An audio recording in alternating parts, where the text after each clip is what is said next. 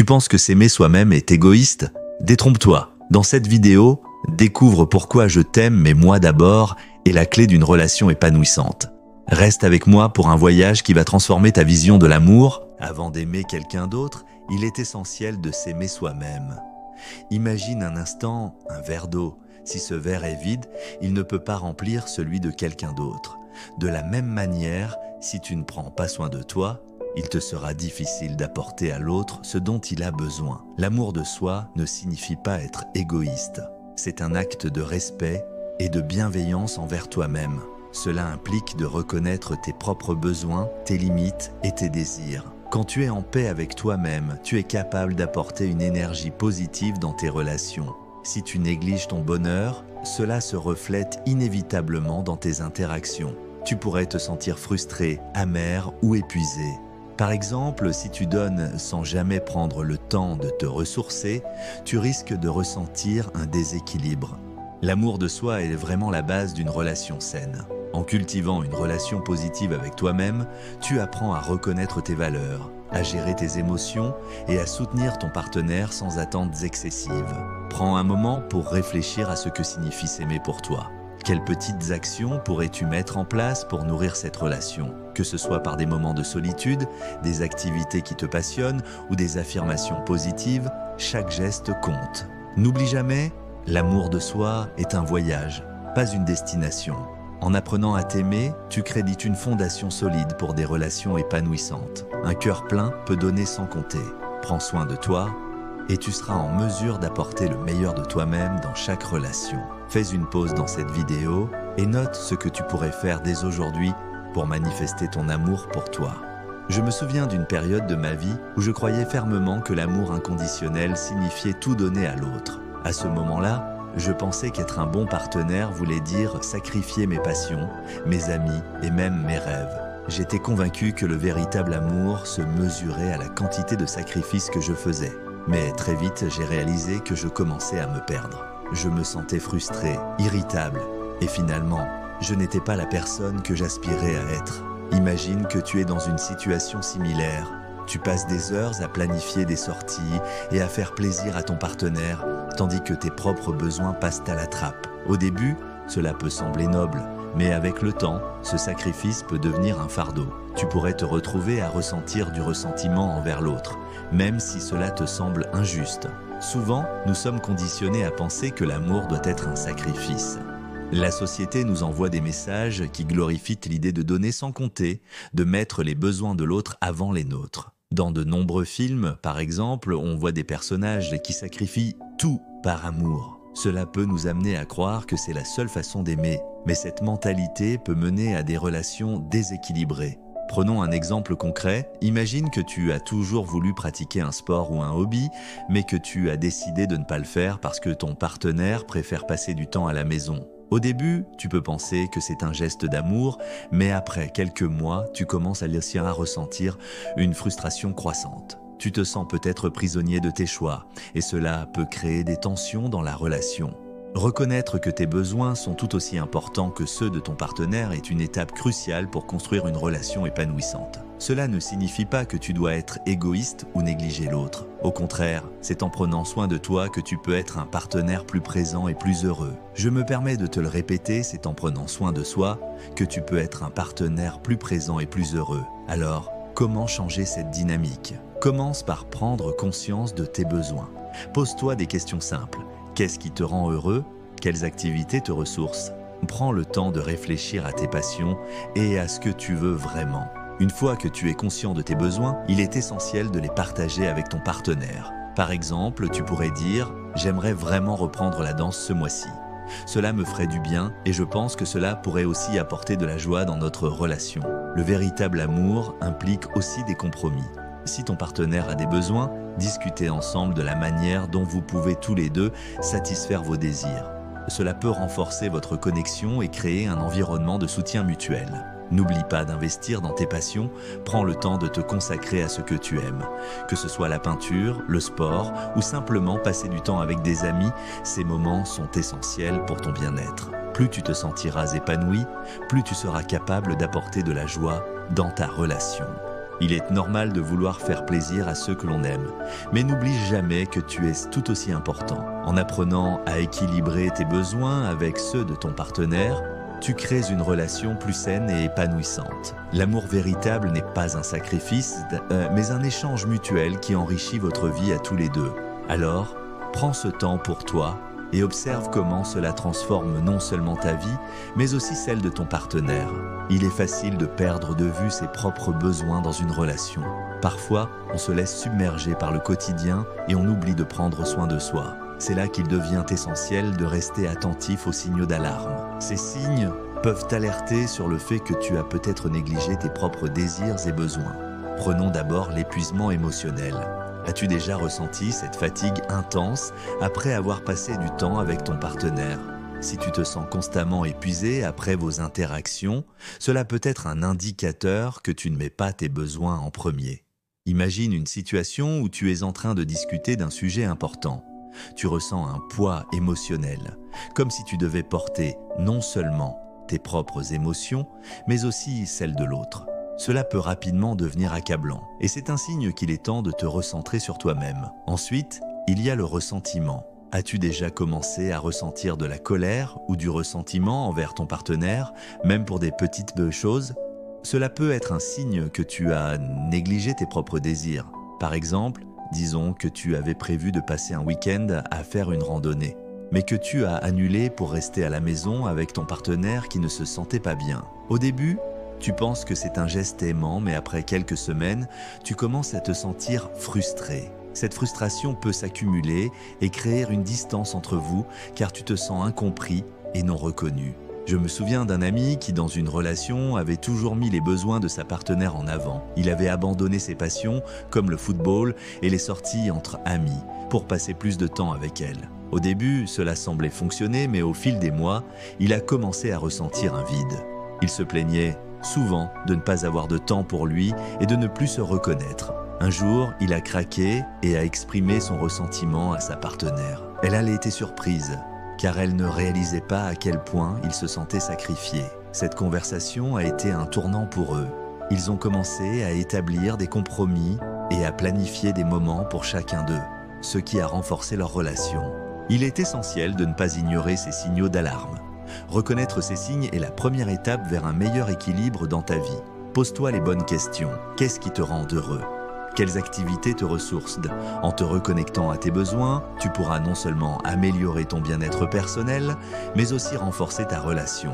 N'oublie pas, l'amour ne doit pas se faire au détriment de soi. En prenant soin de toi, tu apprends à aimer de manière plus authentique et épanouissante. Alors, écoute ces signaux d'alarme et n'hésite pas à te donner la priorité.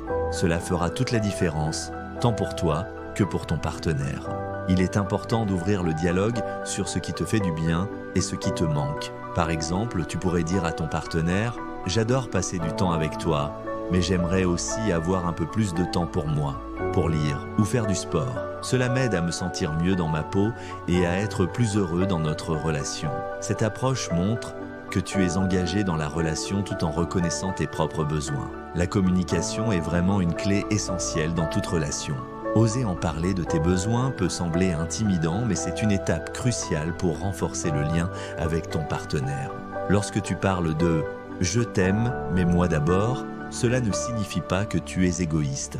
Au contraire, cela montre que tu cherches à établir une relation plus équilibrée et épanouissante. Une anecdote que je trouve inspirante concerne un couple que j'ai accompagné. Ils étaient souvent en conflit pour des choses apparemment insignifiantes, comme qui devait faire la vaisselle ou choisir le film du soir. Après plusieurs discussions, ils ont réalisé que leurs disputes provenaient de besoins non exprimés. L'un d'eux se sentait souvent négligé, tandis que l'autre avait l'impression de porter trop de responsabilités. En mettant en place des moments de discussion réguliers, où ils pouvaient s'asseoir tranquillement et parler de leurs ressentis, ils ont pu découvrir que leur frustration était liée à des besoins non satisfaits. Par exemple, l'un d'eux avait besoin de plus de temps pour lui-même, tandis que l'autre avait besoin de plus d'attention et de reconnaissance.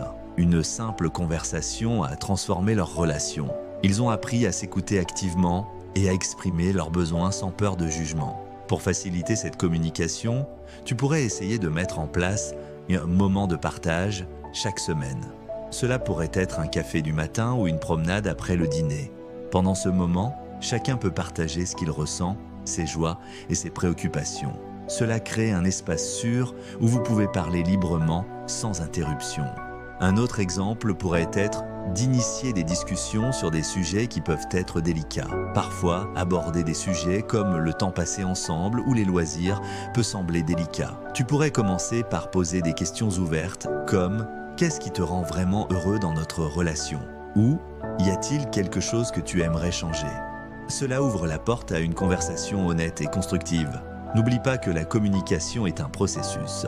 Il peut y avoir des moments difficiles, mais chaque conversation est une occasion d'apprendre et de grandir ensemble. En partageant tes besoins et en écoutant ceux de ton partenaire, vous pouvez construire une base solide pour votre relation.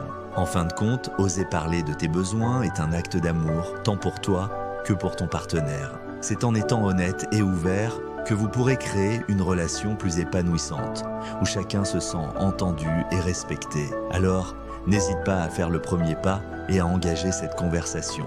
Cela pourrait être le début d'un nouveau chapitre dans votre histoire.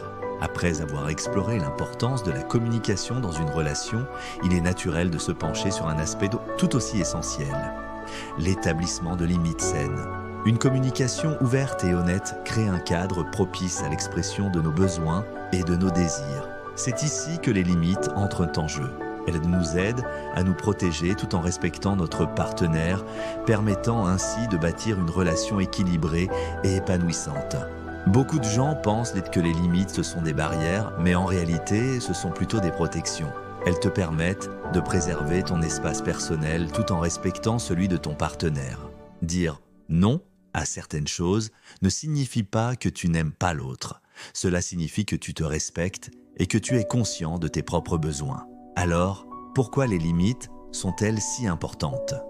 Imagine que tu es dans une relation où tu te sens constamment envahi ou sous pression. Cela peut mener à des sentiments de frustration et d'épuisement. Les limites t'aident à éviter cela. Elles te donnent la liberté de t'exprimer, de te sentir en sécurité et d'être toi-même sans compromis. Par exemple, si tu as besoin de temps seul pour te ressourcer après une semaine bien remplie, établir cette limite te permettra de te recharger sans culpabilité. Maintenant, comment établir ces limites de manière efficace ? Tout d'abord, il est crucial d'identifier tes besoins. Qu'est-ce qui est vraiment important pour toi ? Prends le temps d'y réfléchir. Par exemple, si tu réalises que tu as besoin d'un certain temps pour te concentrer sur un projet personnel ou simplement pour relaxer, c'est essentiel de le reconnaître. Note tes besoins et réfléchis à ce qui te fait sentir bien dans ta vie quotidienne. Ensuite, il est important de communiquer clairement tes limites. Exprime tes besoins avec bienveillance, sans culpabilité. Par exemple, tu pourrais dire à ton partenaire « J'apprécie vraiment notre temps ensemble, mais j'ai aussi besoin de quelques soirées par semaine pour me concentrer sur mes passions. Cela me permet de revenir vers toi avec plus d'énergie et d'enthousiasme. » Formuler ta demande de cette manière montre que tu es responsable de ton bien-être tout en prenant en compte celui de ton partenaire. Une fois que tu as établi une limite, il est essentiel de la respecter. Cela peut être un défi, surtout si tu es habitué à dire oui à tout. Sois cohérent dans l'application de tes limites. Si tu as dit que tu as besoin de temps pour toi, assure-toi de le prendre vraiment. Par exemple, si tu as décidé de ne pas répondre aux messages de ton partenaire pendant 1 heure pour te concentrer sur un livre, respecte cette promesse. Cela montrera non seulement que tu es sérieux au sujet de tes limites, mais cela enseignera aussi à ton partenaire à respecter tes besoins. Il est aussi utile de garder à l'esprit que les limites peuvent évoluer. Ce qui était important pour toi à un moment donné peut changer. N'hésite pas à réévaluer tes limites régulièrement et à en discuter avec ton partenaire. Cela renforce la communication et montre que tu es engagé dans la relation. En fin de compte, établir des limites saines est un acte d'amour, tant pour toi que pour ton partenaire. Cela favorise un environnement où chacun se sent respecté et écouté. Alors, n'hésite pas à prendre ce temps pour réfléchir à tes besoins et à en parler. Cela pourrait transformer non seulement ta relation, mais aussi la manière dont tu te perçois toi-même. En respectant tes limites, tu construis une base solide pour une relation épanouissante et équilibrée. Voici quelques idées pour t'aider à y voir clair et qui pourront te permettre d'avoir une relation saine et respectueuse de ta personne. Par exemple, tu pourrais dire que tu as besoin de quelques heures chaque semaine pour te concentrer sur tes hobbies ou simplement te détendre seul. C'est super important de se ressourcer, non ? Peut-être que tu pourrais établir une règle sur la communication, comme éviter de discuter de sujets sensibles après 21 heures quand vous êtes tous les deux fatigués. Ça aide à éviter les malentendus, tu sais, si tu n'es pas à l'aise avec certaines sorties, tu pourrais dire que tu préfères ne pas aller à des soirées bruyantes chaque week-end et que tu aimerais plutôt passer du temps ensemble dans un cadre plus calme. Si tu as des projets importants, il serait bien de dire que tu aimerais consacrer du temps à tes études ou à ton travail sans interruption. Pendant ces heures, tu ne pourras pas répondre aux messages.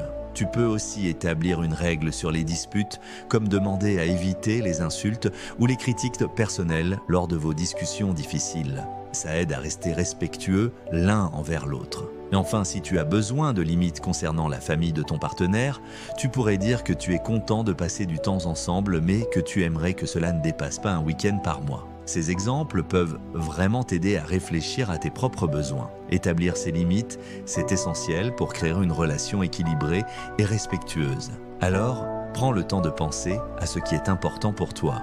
Maintenant que nous avons exploré l'importance d'établir des limites saines dans une relation, il est essentiel de comprendre comment ces limites peuvent réellement favoriser ton épanouissement personnel. En respectant tes besoins et en communiquant clairement avec ton partenaire, tu crées un espace où tu peux te développer pleinement. Lorsque tu définis des limites, tu te donnes la permission de prendre le temps nécessaire pour te concentrer sur toi-même. Cela te permet d'investir en toi, que ce soit à travers des loisirs, des rencontres ou des formations. En te consacrant à ton propre bien-être, tu enrichis non seulement ta vie, mais également celle de ton partenaire, ce qui peut renforcer votre relation. Alors, voyons ensemble comment cet investissement personnel peut devenir un véritable catalyseur pour l'épanouissement de votre couple. L'épanouissement personnel, c'est vraiment un voyage continu et investir en soi-même est essentiel. Lorsque tu prends le temps de te découvrir, tu ne fais pas que grandir en tant qu'individu, tu enrichis aussi ta relation. Chaque moment que tu passes à apprendre, à t'amuser ou à te développer est une pierre ajoutée à l'édifice de ton bonheur et de celui de ton partenaire. Investir en soi, ça peut prendre plusieurs formes. Par exemple, tu peux te plonger dans des loisirs qui te passionnent, comme la peinture, la musique ou même le jardinage. Ces activités te permettent de te connecter avec toi-même et d'explorer tes talents. Imagine que tu commences à peindre. Au début, ce n'est peut-être qu'un passe-temps, mais rapidement, tu découvres des choses sur toi-même que tu ne soupçonnais pas. Tu deviens plus créatif et tu commences à voir le monde sous un autre angle. Cela peut aussi t'apporter une grande satisfaction personnelle, ce qui est précieux dans une relation. Les rencontres, qu'elles soient amicales ou professionnelles, sont également une excellente manière d'investir en soi. En te connectant avec de nouvelles personnes, tu élargis tes horizons et tu enrichis ton expérience de vie. Par exemple, participer à des groupes de discussion ou à des ateliers peut t'aider à apprendre des choses nouvelles tout en faisant de belles rencontres. Ces interactions peuvent insuffler une nouvelle énergie dans ta relation car tu ramènes des idées fraîches et des perspectives nouvelles. Les formations sont une autre voie d'épanouissement. Que ce soit pour développer des compétences professionnelles ou pour explorer un nouveau domaine, investir dans ton éducation personnelle est toujours bénéfique. Par exemple, si tu suis un cours de communication, cela peut non seulement t'aider dans ta carrière, mais aussi améliorer la façon dont tu interagis avec ton partenaire. Une meilleure communication peut renforcer les liens et favoriser une compréhension mutuelle. Laisse-moi te raconter une anecdote touchante pour illustrer ce point. Un ami à moi, que j'appellerai Thomas, a vécu une belle transformation. Pendant des années, il s'était concentré sur sa carrière et avait mis de côté ses passions. Un jour, il a décidé de prendre des cours de danse, quelque chose qu'il avait toujours voulu faire mais qu'il n'avait jamais osé essayer. Au début, il était nerveux, mais il a persévéré. En dansant, il a commencé à se sentir plus confiant et à exprimer des émotions qu'il avait refoulées. Sa partenaire a remarqué ce changement. Elle a vu à quel point il était épanoui et heureux. Non seulement leur complicité s'est renforcée, mais ils ont même commencé à danser ensemble, ce qui a ajouté une nouvelle dimension à leur relation. Ils partageaient non seulement des pas de danse, mais aussi des rires, des moments de complicité et une connexion plus profonde. Cette nouvelle passion a véritablement transformé leur relation. Thomas m'a dit qu'il n'avait jamais été aussi heureux et que cette expérience avait ravivé la flamme entre eux. Alors, n'oublie pas que prendre le temps d'investir en toi-même est non seulement bénéfique pour toi, mais ça peut aussi avoir un impact positif sur ta relation. Que ce soit par des loisirs, des rencontres ou des formations, chaque moment passé à te découvrir est une étape vers un épanouissement personnel qui enrichira ta vie et celle de ton partenaire. Alors, qu'est-ce que tu aimerais explorer ou essayer? Ce voyage pourrait bien te surprendre et transformer ta vie de manière incroyable. L'amour dans la pratique, c'est vraiment un art. Aimer quelqu'un tout en prenant soin de soi demande du temps et un peu de pratique. C'est un équilibre délicat entre donner et recevoir, et il est essentiel de trouver ce juste milieu pour que votre relation s'épanouisse. Pour commencer, il est crucial de planifier des moments pour toi. Que ce soit une soirée avec des amis pour discuter et rire, ou une journée de détente pour te ressourcer, ces moments sont essentiels pour ta santé mentale. Par exemple, imagine que tu réserves un dimanche après-midi pour te plonger dans un bon livre ou pour faire une randonnée. Cela te permet de te reconnecter avec toi-même et de revenir dans ta relation avec une énergie renouvelée. Ensuite, pensez à faire des activités ensemble. Trouvez des hobbies que vous pouvez partager, comme la cuisine, le sport ou des projets artistiques. Par exemple, vous pourriez choisir une nouvelle recette à essayer ensemble ou même vous inscrire à des cours de danse. Ces moments de complicité renforcent de votre lien. Mais n'oubliez pas d'encourager l'indépendance de chacun. Si vous aimez tous les deux la randonnée, mais que l'un préfère faire du yoga, encouragez-vous à explorer ses passions séparément. Cela vous permettra de revenir l'un vers l'autre avec des expériences nouvelles et enrichissantes à partager. Il est également important de célébrer vos réussites individuelles. Reconnaître et fêter les succès de chacun, qu'ils soient laissés grands ou petits, renforce la relation. Par exemple, si l'un de vous a réussi un projet au travail ou a atteint un objectif personnel, prenez le temps de le célébrer ensemble. Cela peut être aussi simple qu'un dîner spécial ou une sortie. Ces moments montrent que vous vous soutenez mutuellement et que vous êtes fiers des réalisations de l'autre. Permets-moi de te raconter l'histoire d'un ami, Julien. Il a toujours été très dévoué à sa partenaire Clara. Au début, il avait tendance à s'oublier dans la relation, mettant ses propres besoins de côté. Un jour, après une longue discussion, ils ont décidé de changer cela. Julien a commencé à planifier des soirées avec ses amis, tandis que Clara a pris des cours de peinture, une passion qu'elle avait mise de côté. Ils ont également commencé à faire des activités ensemble, comme des randonnées le week-end et des soirées-jeux. Mais surtout, ils ont appris à célébrer leurs petites victoires. Par exemple, lorsque Clara a terminé un tableau dont elle était fière, Julien a organisé une petite fête pour elle avec leurs amis. Ce genre de soutien a non seulement renforcé leur relation, mais a aussi permis à chacun d'eux de se sentir valorisé et épanoui. Avec le temps, Julien et Clara ont découvert que leur amour était devenu plus fort grâce à ces pratiques. En s'aimant sans s'oublier, ils ont créé une dynamique où chacun se sentait libre d'être soi-même tout en partageant des moments précieux ensemble. Alors, pour réussir votre relation, n'oubliez pas d'appliquer ces conseils pratiques. Planifiez des moments pour vous, engagez-vous dans des activités communes tout en respectant l'indépendance de chacun et célébrez vos réussites. Cela vous aidera à construire une relation solide et épanouissante, où l'amour et le respect de soi vont de pair. En conclusion, le concept de « je t'aime mais moi d'abord » souligne l'importance de prendre soin de soi, tout en étant en couple. Pour bâtir une relation épanouissante, il est essentiel d'établir des limites saines, d'investir en soi-même et de trouver un équilibre entre donner et recevoir. Planifier des moments pour soi, comme des sorties avec des amis ou des activités personnelles, est fondamental pour maintenir sa santé mentale. Parallèlement, partager des activités communes, qu'il s'agisse de cuisiner, de faire du sport ou d'explorer de nouveaux hobbies, renforce les liens tout en respectant l'indépendance de chacun. Célébrer les réussites individuelles de l'autre, même les petites victoires, contribuent également à renforcer votre connexion. En soutenant l'épanouissement personnel de chacun, vous créez un environnement où l'amour peut véritablement fleurir. Enfin, apprendre à gérer les conflits de manière constructive est crucial pour maintenir cet équilibre. En pratiquant l'écoute active et en cherchant des solutions ensemble, vous pouvez transformer les désaccords en opportunités de croissance. En somme, en aimant sans s'oublier, vous construisez une relation solide, harmonieuse et épanouissante, où chacun se sent valorisé et libre d'être soi-même. Si vous avez aimé cette vidéo et que vous l'avez trouvée utile, N'hésitez pas à liker, à vous abonner et à laisser un commentaire. Votre soutien est précieux et nous aide à continuer à partager des conseils pour des relations épanouissantes. Merci et à bientôt.